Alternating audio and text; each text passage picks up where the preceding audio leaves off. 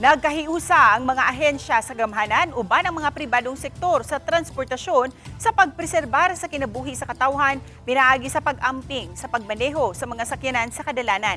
Kini ang gipasalig nila sa pag-obserbar sa Road Safety Month nga gilusad karong adlaw sa LTO, LTFRB ug transport sector. Atong sayran sa live report ni Alan Domingo. Alan?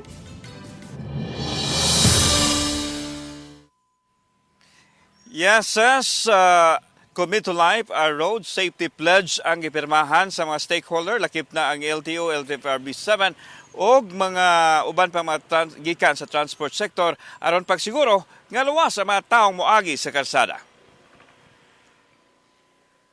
Daghang kinabuhi na klas tungod sa nahitabong aksidentes kadalanan matag karon og unya. Ang kumon nga hinungdan nini ang pagpasagad sa mga drivers sa pagmaneho sa mga sakyanan apil na ang way tagad sa sakyanan nga gigamit og labaw sa tanan, ang way pagpakabana sa lawas nga nagmaneho sa sakyanan nga wa sa kondisyon ang hunahuna nga musangpot na hinuon sa disgrasya. Pipila lang kinis gisgutan sa mubong programa atol sa paglusad sa Road Safety Month.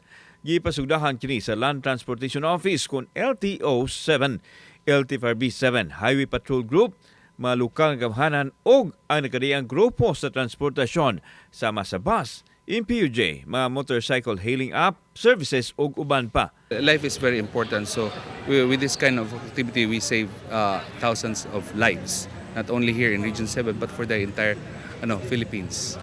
Discipline is our first priority for the drivers. Ako dili kumutuo na do not tayo traffic jam or heavy traffic. This is because of the discipline of our drivers. Usa sa labing maayong buhaton aron malikay sa aksidente ang pagrespeto sa lagda sa trapiko. Bosa, higpit ang pagpanakop sa mga law enforcement agency sa mga traffic law violators.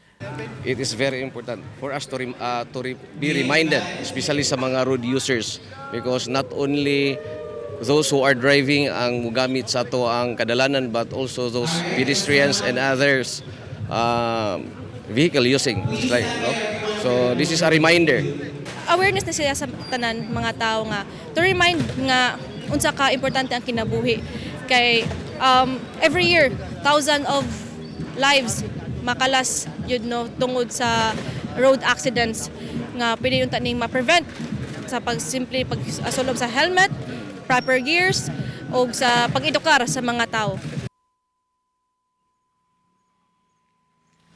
Sas ang responsableng pagmaneho sa mga drivers, ang responsableng paglakaw sa mga pedestrians, ang lakip lang na sa kanang paghahimuon aron malikay sa posibleng disgrasya nga mahitabo sa mga kalsada. Ses.